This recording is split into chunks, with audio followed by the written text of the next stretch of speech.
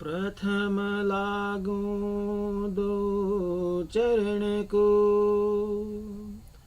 धनी न छुड़ाओ छिन। लाक तले लाल एड़िया, मेरे जीव के यही जीवन। इन पाँव तले पड़ी रहूं, धनी नजर खोलो बातन। पलन वालों निरखूं नेत्रे, मेरे जीव के जीवन। मेरे जीव के जीवन। बंदो सतगुरु चरण को, करूं सुप्रेम प्रणाम। अशुभ हरना मंगल करना, श्रीदेव चंद्र जीना। श्री प्राणनाथ निज मूलपति, श्री मेराज सुना। तेज कुंवरी श्याम युगल को, पल पल करूं प्रणाम। पल पल करूं प्रणाम।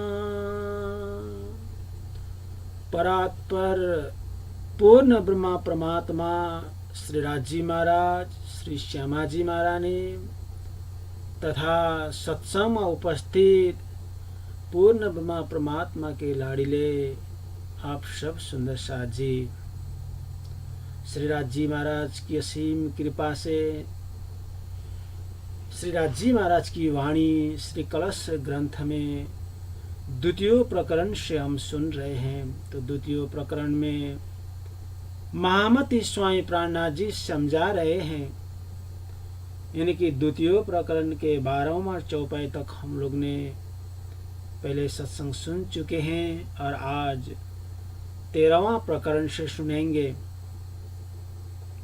तो महामती स्वामी प्राणनाथ जी इस कलश ग्रंथ के द्वितीय प्रकरण में समझा रहे हैं कि सुंदर साथ जी, जिस ब्रह्मांड में हम आए हैं, जिस ब्रह्मांड की खेल हम देख रहे हैं, यानी कि श्री राजी महाराज जो खेल हम लोगों को दिखा रहे हैं, वास्तव में ये खेल वास्तविकता इसमें कुछ नहीं है। ये तो झूठा है, माया से निर्मित है। हम जिस ब्रह्मांड में हैं ये क्षण मात्र का ये खेल है, एक दिन ये पूरा प्रलय हो जाएगा। ये कोई भी वस्तु यहाँ अखंड नहीं है, कोई वस्तु सत्य नहीं है। महामती स्वामी प्राणनाथ जी समझाते हैं कि अक्षर ब्रह्मा एक पल में ऐसे कई ब्रह्मांड बना देते हैं और मिटा भी देते हैं। तो अक्षर ब्रह्म के अनुसार उनका ये खेल तो एक पल का मात्र ही है। तो हम इस ब्रह्मांड में थोड़ी समय तक रहेंगे, ये खेल को देखेंगे और ये खेल पुनः मिट जाएगा। तो हम लोग को ऐसा लगता है कि आद अनाद से ये चली ही आ रही है, ऐसा हम लोग को लगता है। वास्तव में ऐसा नहीं है। यदि हम आत्मा जागृत होकर के देखें तो ये खेल तो एक क्षण का ही है, पूरा ब्रह्मांड वास्तव में नाशवान है। तो थोड़ा थोड़ा ज्ञानी लोग कुछ कुछ बताते हैं, लेकिन वो सारे के सारे इस 14 लोक ब्रह्मांड को ही बताएंगे। तो वेदों ने भी कहा है, वेद शास्त्रों ने भी कहा है कि ये ब्रह्मांड तो नाशवंत है। वेदों ने तो बहुत कुछ कहते हुए यह तथ्य बताया कि 14 लोक में विस्तृत या जगत मिथ्या है। इसी बात को दोहराते उन्हें पुनः पुनः यही कहा कि एक ब्रह्मा परमात्मा के अतिरिक्त अन्य सब कुछ असत्य है, यानी कि अस्तित्वहीन है। एक ही ब्रह्मा सत्य है। भेदों कथ कथ यूं कथ्या सब मिथ्या 14 लोग बकते बकते यूं बके एक अनेक सवा भोग। तो वेदों ने कहा कि एक ब्रह्म तो सत्य है, बाकी सब कुछ असत्य है, अस्तित्वहीन है, कोई अस्तित्व नहीं है। बुद्ध तुरिया दृष्ट श्रवण जहाँ लो पहुँचे मना, ए होशी उत्पन्न सब फना जो आवे मिने बचना। तो महामती स्वामी प्राणा जी समझाते हैं कि परमात्मा ये ब्रह्मांड तो वास्तव में नाशवन है। हमारी बुद्धि, समाहित चित्त, हमारी दृष्टि, श्रवण शक्ति और मन की पहुंच जहाँ तक है वे सब उत्पन्न होकर के नाश होने वाले हैं। हमारा मन जहाँ तक पहुँचता है, हमारी बुद्धि जहाँ तक पहुँचती है, वो सारे के सारे वस्तु वास्तव में नाशवन है। जिनका वर्णन शब्दों द्वारा हो सकता है वो सब नाशवन है। जिसका वर्णन हम शब्दावली में कर सकते हैं वो सब वास्तव में नाशवंत है। तो ब्रह्म तो सत्य है, लेकिन वो शब्दातीत कहा गया है। इसलिए शब्दातीत कहा गया है कि शब्द में आने वाले सारे के सारे वस्तु वास्तव में नाशवंत हैं। तो ब्रह्म तो शब्दातीत कहा गया है, शब्द से परे हैं। ब्रह्म के विषय में तो वर्णन ही हो नहीं पाएगा, उनकी लीलाओं के बारे में तो वर्णन ही नहीं हो पाएगा। वहाँ तक हमारी नाशवन बुद्धि पहुँच नहीं पाएगी, मन भी नहीं पहुँचेगा, शरीर के कोई भी इंद्रियां वहाँ तक पहुँच नहीं पाएगी, ब्रह्म तक पहुँच नहीं पाएगी। ये जहाँ तक पहुँचती है वो सब वास्तव में नाशवंत है। वेदांती भी कहे थके द्वैत खोजी पर पर, अद्वैत शब्द जो बोलिए तो सिर पड़े उत्तर। महामती स्वामी प्राणनाथ जी कहते हैं इस जगत में अद्वैत यानी कि वेदांती भी इस द्वैत जगत में परम तत्व यानी कि अद्वैत ब्रह्म को अनेक प्रकाश से खोजते हुए थक गए। उन्होंने ये जगत में ब्रह्म को बहुत खोजा, थक गए। अंत में उन्होंने कहा कि अद्वैत के विषय में यदि एक शब्द का भी उच्चारण होगी तो सिर धड़ से अलग हो जाएगा, ऐसा उन्होंने कहा, ऐसा विद्वानों ने कहा। तो ये प्रसंग राजा जनक के दरबार से महामती स्वामी प्राण से समझाते हैं। राजा जनक की सभा में गार्गी द्वारा परमात्मा के बारे में बार बार पूछने पर महर्षि यज्ञवल्क्य ने उसे सावधान करते हुए इस प्रकार कहा कि अद्वैत ब्रह्म के विषय में और अधिक पूछोगी तो तुम्हारा सिर उड़ जाएगा। अर्थात उनका कहने का तात्पर्य यह था कि यदि ब्रह्म के विषय में तुम विस्तृत रूप में जानोगे तो तुम्हारा अहंकार शून्यवत हो जाएगा, यानी कि अहंकार शून्य होने पर ही अद्वैत ब्रह्म की अनुभूति होती है। उनका कहने का तात्पर्य यह था यदि तुम अहंकार शून्य होगे तो जाकर के परमात्मा के बारे में जान पाओगे, ब्रह्म के विषय में जान पाओगे, आत्मा में स्थित होगे तब ब्रह्म के बारे में जान पाओगे। परम तत्व जानना इतना सरल नहीं है। जो हम सरलता समझ रहे हैं वो सरलता से मिलने वाले नहीं है। जब साधनाएं करते करते मन पवित्र होगा, अहंकार शून्य हो गया, तब जाकर के परम तत्व समझ में आएगी। जन्म जन्मांतर से लेकर के आए हुए कर्मों को फल भोगते भोगते नए प्रकार के कर्म का संयोग करते करते संयोगते जाएंगे और भोगते जाएंगे। कर्म में ही हम घुल मिल कर इस संसार के शुभ अशुभ कर्म में तल्लीनता के लोगों काम क्रोध लोभ मोह में फंसे हुए लोगों एकाई ब्रह्म को जान नहीं पाएंगे। ये सारे से विरक्त होकर के संसार से वैराग्यता को प्राप्त करके उसके बाद में परमात्मा के चरणों में राग होगा। उसके बाद में मन के सारे विकार निकल जाएंगे, मन पवित्र होगा, अहंकार शून्य होगा, तब जाकर के उस परम तत्व को जान पाएंगे। यदि परम तत्व को जानना हो तो यहाँ पर कहते हैं कि अहंकार शून्य होना पड़ेगा। सिर उतरने का मतलब वही होता है कि अहंकार शून्यवत होना, क्योंकि ब्रह्म को परम तत्व को समझना है तो अहंकार शून्य तो होने ही पड़ेगी, तब जाकर के उन ब्रह्म को समझ पाएंगे। मन चित्त बुद्धि श्रवण पहुँचे दृष्टा न शब्दा कोई, सड प्रमाण थे रहित है सो दृढ़ कैसे होए। महामती स्वामी प्राणनाथ जी कहते हैं ब्रह्म तत्व कोई भी इंद्रिया यानी कि अंतःकरण बहिकरण कोई भी वहां तक नहीं पहुंचेगा। अंतःकरण में मन चित्त बुद्धि, बहिकरण में श्रवण दृष्टि और शब्द, ये सब परमात्मा तक नहीं पहुंचते हैं। पर ब्रह्म परमात्मा 6 प्रमाणों से भी परे हैं, तो फिर उनका स्वरूप कैसे दृढ़ निश्चय हो सकता है। ब्रह्म तो अलिप्त है, माया से परे हैं, 4 ब्रह्मांड से परे हैं, शब्द से परे हैं। उनको तो अनुभव किया जा सकता है। उनको जानना हो तो हृदय पवित्र बनाओ और उनकी चिंतन करो, मनन करो। अंत में जाकर अहंकार शून्य होगा, हमको पात्रता प्राप्त होगी, तब जाकर उनका अनुभव होगा। वैसे तो परमात्मा को हम जान ही नहीं पाएंगे।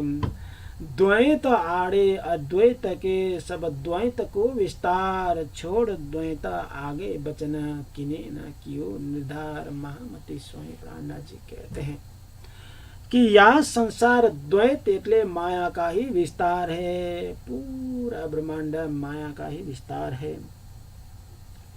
अद्वैत परमात्मा की प्राप्ति के लिए यह माया यानी कि द्वैत व्यवधान रूप बन गई है। यानी कि द्वैत से परे अद्वैत ब्रह्म को प्राप्त करना है तो द्वैत को छोड़ना पड़ेगा, लेकिन ये द्वैत को छोड़ ही नहीं पाएंगे। ये ऐसा व्यवधान रूप बन गया है कि इसको पार कर ही नहीं पाएंगे। माया को कोई भी पार कर नहीं सका। छोड़ द्वैत आगे बचन किने ना कियो निर्धार। महामती स्वामी प्राणनाथ जी कहते हैं कि जितनों ने वर्णन किया है वो द्वैत का ही वर्णन किया है, माया का ही वर्णन किया है। इस द्वैत माया को लांग कर आगे अद्वैत परमात्मा के बाद किसी ने निर्धारित नहीं की है। परमात्मा तो द्वैत में है ही नहीं। तो बहुत सारे विद्वान तो द्वैत अद्वैत को एक करके बताते हैं, बहुत भ्रम में डाल भी देते हैं। तो कितनों ने तो द्वैत के अंदर ही ब्रह्म की स्थापना की, कितनों ने द्वैत का ही वर्णन किया। 14 लोक ब्रह्मांड अधिपति को ही ब्रह्म माना, नारायण को ही सर्वस्व ब्रह्म माना। 4 ब्रह्मांड के बड़े बड़े देवी देवताओं को ही ब्रह्म मानने लगे, निराकार को ही सर्वस्व मानने लगे। तो उससे आगे कोई निकल नहीं पाया। ये तो पूरा ब्रह्मांड माया से ही निर्माण है। तो ब्रह्म को प्राप्त करना हो तो इससे आगे निकलना पड़ेगा।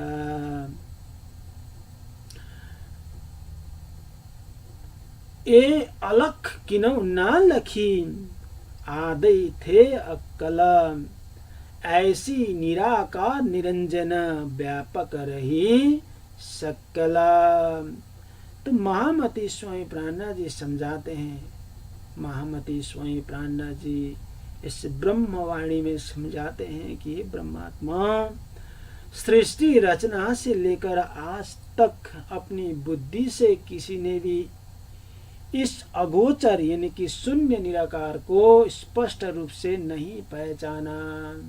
शून्य निराकार अगोचर कहा गया है, यानी कि इनमें दृष्टि नहीं पहुंचती। तो शून्य निराकार को भी स्पष्ट किसी ने नहीं कर पाया, उसको भी उस शून्य निराकार वास्तव में क्या है उसको भी जान नहीं पाया। तो यह माया ही इस प्रकार का निराकार और निरंजन अदृश्य रूप से जगत में व्यापक है। कहते हैं निराकार निरंजन वो माया है, वही जगत में व्याप्त है, उसी को ही लोग जान नहीं पाए। बहुत सारे लोग ब्रह्म को अद्वैत कहने वाले, निराकार ब्रह्म कहने वाले निराकार निरंजन में जाकर के अटक गए, तो उससे आगे निकल नहीं पाए। निराकार निरंजन से आगे तो इच्छा शक्ति आती है, उसके बाद में आदि नारायण का महाकारण रूप आता है, वो तो पूरा अक्षर ब्रह्मांड के अंदर ही आया। तो उसके आगे जो निकला उसने ही अद्वैत ब्रह्म में प्रवेश किया, तो आगे निकल ही नहीं पाए, अद्वैत ब्रह्म को पा ही नहीं पाए, जान ही नहीं सके। चेतन व्यापी व्यापक में सो फेर फेरा आवे जाए, जड़ को चेतन एक करे चेतन को मुरझाए। मामती सोई प्राण जी समझाते हैं ब्रह्मात्माओं, शरीर में व्याप्त चेतन यानी कि जीव इसी माया के प्रभाव के कारण बारंबार जन्म और मृत्यु के चक्कर में पड़ जाती है। बहुत बढ़िया बात उन्होंने समझाई कि जो लोग माया को जान ही नहीं पाए, जो माया के अंदर ही रह गए, ब्रह्म को जान नहीं पाए, वो लोग जन्म मरण के चक्कर में पड़ गए। जन्म लेना और मृत्यु को प्राप्त पाना, फिर किए हुए शुभ और अशुभ कर्म के फलों को भोगना, फिर संसार में आना, स्वर्ग आदि जाना, और ये आना ही जाना उन लोगों को लगा ही रह गया। क्योंकि इस माया से जब तक बाहर नहीं निकलेंगे तब तक तो ये आना जाना का चक्कर नहीं छूटेगा। मोक्ष प्राप्त करना हो तो माया को पहले विजय प्राप्त करना होगा। मोक्ष तो माया से पाना होगा। जब तक माया को जान ही नहीं पाए तब तक तो हम मुक्ति को भी मुक्ति का वास्तविक स्वरूप को हम जान नहीं पाएंगे। तो इसी कारण से ये शरीर में व्याप्त चेतन यानी कि जीव इसी माया के प्रभाव के कारण बार बार जन्म लेती है और बार बार मृत्यु को पाती है, यानी कि मृत्यु के चक्कर में पड़ जाता है। जड़ को चेतन एक करे चेतन को मुरझाए। महामती स्वामी प्राण जी कहते हैं ये जीव जड़ शरीर में प्रवेश होकर उसे चेतन बना देता है और उस शरीर से निकलने पर उस शरीर को निश्चेतन कर देता है, मुर्दा कर देता है, यानी कि ये वो जीवात्मा है। जब शरीर में प्रवेश हो जाता है तो शरीर में चेतनाएं आ जाती है, शरीर से जब निकल जाता है तो शरीर अचेतन हो जाती है, यानी कि मर जाते हैं। तो ये जीव जन्म मरण के चक्कर में घूमता रहता है। न जाने हम लोग ऐसे कईयों चक्कर में काट चुके होंगे, कई बार इस पृथ्वी में जन्म लिए होंगे और कई बार हमारी मृत्यु भी हुई होगी।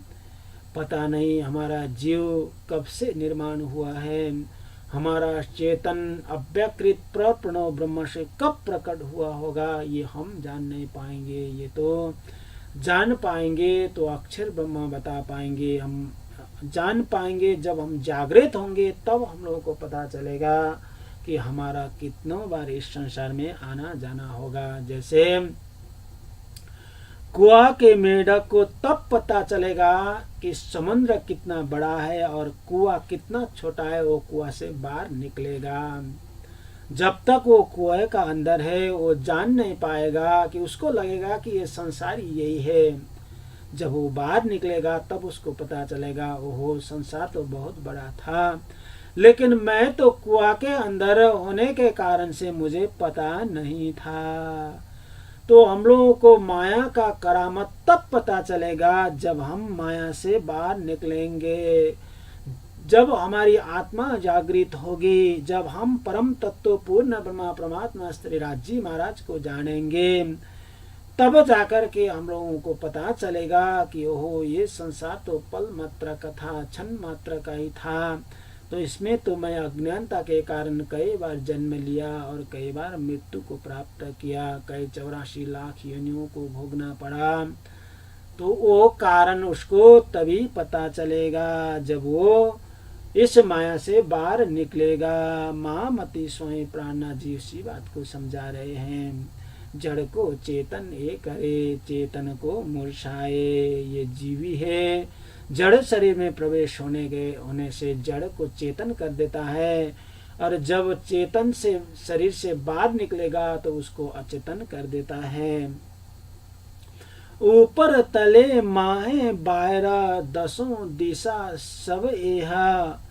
छोड़ यहाँ को कोई ना कहे, ठौर खसम का जेहा। तो महामती स्वामी प्राणनाथ जी कहते हैं कि ब्रह्मात्मा पाताल से लेकर शून्य निराकार तक, यानी कि दसों दिशाओं में परमात्मा का ही माया व्यापक रूप से फैली हुई है। ये माया चेयति बलवंती, ऊपनीचे मूलधनी थकी। ये परमात्मा का ही माया है। ये पाताल से लेकर के पूरा ब्रह्मांड शून्य निराकार सभी दसों दिशाओं में माया व्यापक रूप में फैली हुई है। जिधर भी आप नजर करोगे उधर आपको माया ही दिखाई देगी, इससे अतिरिक्त ब्रह्म दिखाई नहीं देगी। सभी और माया ही माया फैला हुआ है। माया का ही रूप व्यापक है, अनेक अनेक प्रकार के रूप में माया ही व्यापक है। जैसे उदाहरण के लिए हम देख सकते हैं कि हम जितना घूमेंगे हमारे नज़र में जो जो वस्तु आएगी वो सब माया मोह से व्याप्त है। हमारे मन में माया है, बाहर दृष्टि में माया है, सभी और माया की सामग्री से लबालब भरा हुआ है। हमारे मन में अज्ञान रूपी अंधकार होने के कारण से हमारे चारों ओर माया ही माया दिखाई देती है। तो इस संसार में माया में लोग पूरी तरह फंस जाते हैं। उसके जब फंसने के बाद में कहने लगते हैं सब मेरा मेरा, कहने लगते हैं मेरा तेरा होने लग जाता है। मेरा घर परिवार, मेरा धन संपत्ति, ये सब मेरा है, ऐसे कहने लग जाते हैं। चौ और माया ही माया दिखाई देने लगते हैं। छोड़ माया को कोई ना कहे, ठौर खसम का जेहा। तो जितने भी बड़े बड़े हो गए, किसी ने भी आज दिन तक ये माया से अलग होकर के, माया से परे जाकर के, माया से अलग होकर के माया ये है और ब्रह्म ये है करके बता नहीं पाए, अथवा तो ब्रह्मा की लीलाओं का सविस्तार साध वर्णन कर ही नहीं पाए। माया से अलग होकर के ठौर खसम का जेहा, उन्होंने इसको लांग करके, माया को लांग करके परमात्मा का अद्वैत धाम किसी ने भी नहीं बताया। परमात्मा की अद्वैत लीला की वर्णन किसी ने की ही नहीं। जो कछु कहिए बचने, सो तो सब अनिता। वतन स्वरूप कोई ना कहे, तो क्यों कर जाए तिता। महामती स्वामी प्राणनाथ जी कहते हैं शब्दों यानी कि वचनों के द्वारा कही जाने वाली समस्त वस्तुएं अनित्य है। जो वचनों में जो कुछ भी वर्णन होता है वो सब वास्तव में अनित्य है। ऐसे शब्दों के द्वारा भी किसी ने परमात्मा यानी कि परब्रह्म परमात्मा की चिन्मय स्वरूप और दिव्य धाम के विषय में निश्चित रूप से नहीं बताया है। फिर वहाँ कैसे जा पाएंगे? वहाँ तो कैसे जाया जाएगा जिसका वर्णन ही नहीं हुआ हो। आज दिन तक किसी ने भी उस परमात्मा का परम धाम, घर परम धाम श्री राजी महाराज की लीलाएं, उनकी अद्वैत लीलाएं, प्रेमानंदमय लीलाओं का वर्णन तो किसी ने किया ही नहीं। पेड़ काली किन ना देखी, सब छाया में रही उर्जाए। गम छाया की भी ना परी, तो पेड़ पार क्यों लखाए, मामती स्वयं प्राणा जी बहुत बड़ी बात करते हैं। इस अंधकार पूर्ण माया का मूल यानी कि काल निरंजन शक्ति को किसी ने भी नहीं देखा। ये माया कि जहाँ मूल स्वरूप है, जहाँ से माया की उत्पत्ति होती है, वो काल निरंजन शक्ति को किसी ने जाना नहीं।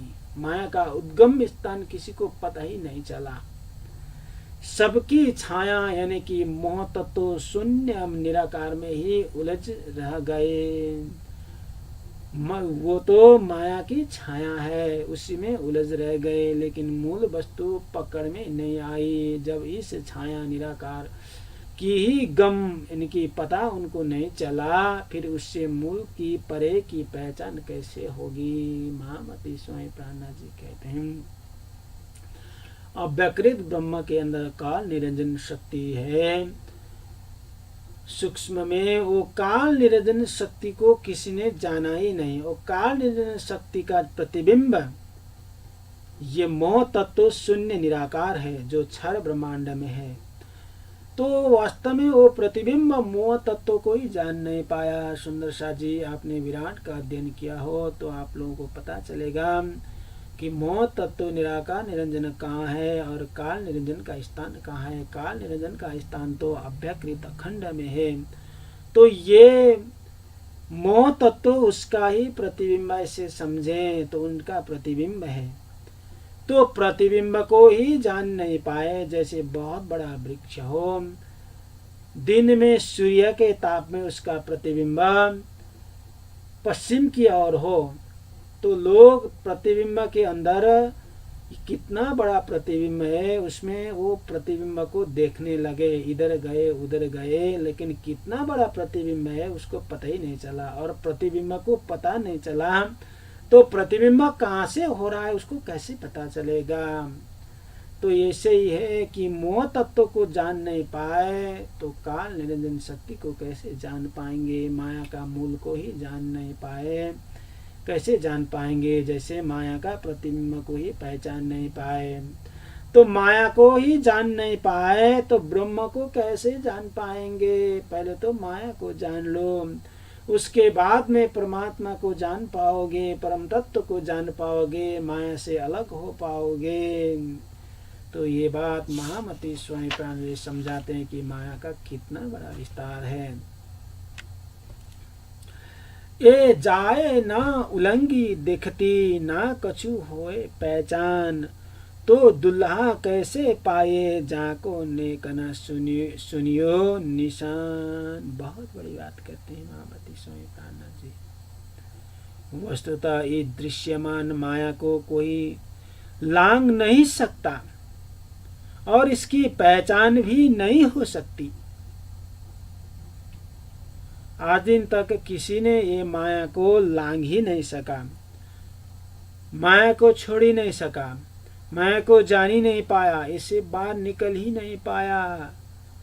तो माया से परे अद्वैत पूर्ण ब्रह्मा परमात्मा, हमारे आत्मा के मालिक, हमारा दुल्हा परब्रह्मा परमात्मा की कैसी पाया जा सकता है, कैसे जान पाएंगे, जिनकी पहचान के लिए जरा सी निशानी भी सुनने को नहीं आई है। ऐसे परमात्मा कैसे जान पाएंगे।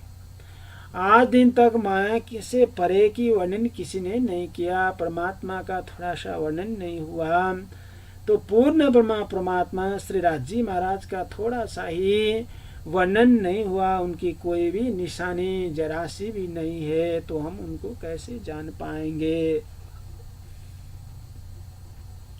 खसम जो न्यारा अद्वैत द्वैत से, और ठौर सब द्वैत, किने न कयो ठौर ने चला, तो पाइए कैसे रीत। महामती स्वामी प्राणा जी कहते हैं, सुंदर सा जी, परब्रह्म परमात्मा तो इस अद्वैत माया से सर्वथा भिन्न है, यानी कि अद्वैत में प्रतिष्ठित है, द्वैत से अलग है ब्रह्मा। तो अद्वैत भूमिका के अतिरिक्त सब स्थान द्वैत ही द्वैत है। तो किसी ने भी अद्वैत भूमिका के संदर्भ में निश्चित पूर्वक नहीं कहा है तो फिर उसे किस प्रकार पाया जाएगा।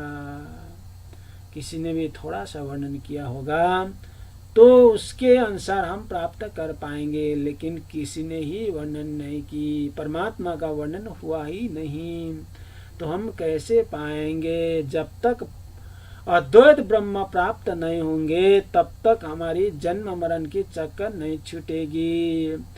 हमारे जो दुख है, जो आना जाना का दुख है, जन्म मरण का पीड़ा है, संसार के अनेक प्रकार के आदि व्याधि उपाधि, ये सब हमारे पीछे लगे हुए हैं, इससे मोक्ष हमको नहीं मिलेगी। आत्मीय आनंद प्राप्त नहीं होगा। आत्मीय आनंद प्राप्त करना हो, सच्चित आनंद प्राप्त करना हो तो परमात्मा को प्राप्त करना होगा, पूर्ण ब्रह्मा परमात्मा को जानना होगा, धाम धनी को पहचानना होगा, तभी जाकर के हम ये आत्मीय आनंद को पा पाएंगे। परम धाम मूल घर जाना होगा, धाम धनी के चरण में पहुंचना होगा, तभी जाकर के उनकी लीलाओं का आनंद भोग पाएंगे, दर्शन का आनंद ले पाएंगे, वो रस हम प्राप्त कर पाएंगे जो ब्रह्म आत्माओं करती है, पहले करती थी, बीच में खेल देखने को आई। अब जब ये खेल से जागृत होगी तब पुनः उसी आनंद को प्राप्त होगा। ये तो हम ब्रह्म वाणी है, तारतम सागर तो ब्रह्म आत्माओं के लिए तो है, ईश्वरी सृष्टि के लिए भी है, तो पूरा जीव के लिए भी ये आनंद का सागर है। जो कोई इस ब्रह्म वाणी के शरण में आएगा, जो कोई इस ब्रह्म वाणी को प्राप्त कर लेगा, जो कोई इस ब्रह्म वाणी में निधिध्यासन करेगा, चिंतन करेगा, मनन करेगा, धनी की भक्ति करेगा, उसको भी वो आनंद मिल पाएगा। महामती स्वयं प्राण जिन्हें ब्रह्म आत्माओं के लिए तो परम धाम, ईश्वरी आत्माओं के लिए तो अक्षरधाम है ही, लेकिन बाकी के सारे जीवों के लिए 8 प्रकार के मोक्ष स्थान बताए हैं। तो जिस जिस प्रकार से आत्मा जागृत होगी उसी उसी प्रकार से सब जीव अखंड मोक्ष प्राप्त करेंगे। तो ये 8 विशेषताएं क्षर ब्रह्मांड में नहीं, क्षर से परे अक्षर के भूमि में है, अखंड भूमि में 8 प्रकार के मुक्तियां हैं, जहाँ जाने पर पुनः संसार में आना नहीं पड़ेगा। वहां पर जाने के बाद में अखंड आनंद को भोग पाएंगे, सदा सदा के लिए मोक्ष प्राप्त होगा, सदा सदा के लिए आनंद रस का अनुभव मिलेगा। तो वो प्राप्त करने के लिए इस वाणी का अध्ययन करना जरूरी है, इस वाणी का मनन करना जरूरी है, इस वाणी में निधिध्यासन करना जरूरी है, इसका ज्ञान को लेना जरूरी है, उसके बाद में परमात्मा की भक्ति करना जरूरी है, आत्मा को जागृत करना अतीव जरूरी है। जब तक माया में हम रहेंगे तब तक तो उस परमात्मा का अनुभव नहीं होगा, ये माया को छोड़ना भी उतना ही जरूरी है। तब जाकर के पूर्ण ब्रह्मा परमात्मा को पा पाएंगे, जान पाएंगे, उनकी लीलाओं का अनुभव कर पाएंगे। ब्रह्म आत्माओं तो ये वाणी को सुनने के बाद तो उनकी आत्मा जागृत हो ही जाएगी, वो तो परमधाम से आई है। तो परमधाम से जो आत्माएं इस संसार में आई है उनको तो थोड़ा सा निशानियां मिलते ही अपने घर की सारे बात याद आएगी, वो तो वहां पर जागृत होंगे ही, ईश्वरी आत्मा भी जागृत होंगे। जीव जागने के लिए थोड़ा मुश्किल होगा, इसलिए मुश्किल होगा कि जीव ने तो जन्म मरण के चक्कर तो वो काटता आया है, उसमें तो शुभ और अशुभ कर्म के संस्कार उसके अंदर कई वर्षों से पड़े हुए हैं। जब वो बीज नष्ट नहीं होगा तब तक ये जीव उछल कूद करता रहेगा। ये बीज जब तक नष्ट नहीं होगा तब तक उसका मन पवित्र नहीं होगा, उसके मन पवित्र होने के बाद में ही ये अमृत उसमें डाला जाएगा। जब तक मन पवित्र न हो तब तक तो ये जितने भी अमृत डालें उसमें टिकेगा नहीं। महामती स्वयं प्राणनाथ जी कहते हैं केसरी सिंह का दूध कनक के पात्र में ही टिक सकता है, कनक के पात्र में ही उसको डाल सकते हैं, कनक के स्वर्ण के पात्र में ही केसरी सिंह का दूध उसमें टिक सकता है। इसका मतलब ये है कि ये अमृतमय वाणी वो ही समझ पाएंगे जिसका मन पवित्र हुआ हो, जिसके अंदर शुभ और अशुभ कर्म का फल रिक्त हुआ हो, जिनका मन तीव्र पवित्र हो, वही ये वाणी को पचा पाएंगे। ये वाणी रूपी रस उसमें वो अमृत डाल पाएंगे, तब उनकी आत्मा जागृत होगी। लेकिन मन ही पवित्र न हो, मन में अनेक प्रकार के काम, क्रोध, लोभ, मोह, मत्स्य आदि भरे हुए हों, तो ये वाणी उसके अंदर टिक नहीं पाएगी। तो इसके लिए मन पवित्र करना जीव के लिए अतीव जरूरी है। परमात्मा की भक्ति करते रहनी चाहिए, परमात्मा को याद करते रहना चाहिए, चितवनी करते रहना चाहिए। तो ये परमात्मा की भक्ति, परमात्मा की चितवनी, यही ऐसी वस्तुएं धीमे धीमे मन को पवित्र कर देती है। परमात्मा की भक्ति ही ऐसी वस्तुएं, प्रेम लक्षणा भक्ति, ये भक्ति ऐसी है कि इस भक्ति में हम लग जाएंगे तो हमारा मन पवित्र इतनी जल्दी होगा। तो मन पवित्र तो होगा, उसके साथ में परमात्मा का दर्शन भी होंगे, परमात्मा की अनुभव भी होगी, आत्मा भी जागृत हो जाएगा। तो प्रेम लक्षणा भक्ति मन को पवित्र करने के लिए बहुत सक्षम है। तो परमात्मा की भक्ति करते रहें, परमात्मा को याद करते रहें, परमात्मा की चितवनी करते रहें, तो मन पवित्र होगा। इस दुखमय संसार से छुटकारा मिलेगी, परमात्मा का धाम प्राप्त होगा, अखंड आनंद अपने को मिलेगी। तो ये वाणी तो पूर्ण ब्रह्मा परमात्मा श्रीराज जी महाराज के असीम कृपा से हम लोगों को मिला है। तो ये वाणी पूरा ब्रह्मांड को अखंड करने वाली है, हमारी आत्मा को परमात्मा से मिलाने वाली है। लेकिन हम इसको कितना धारण करते हैं उसके ऊपर निर्भर करता है। तो आज के जो प्रवचन है यहीं पर विराम देते हैं। तो आगे के जो प्रकरण है फिर दूसरे सेशन में सुनेंगे। तो आज को यहीं पर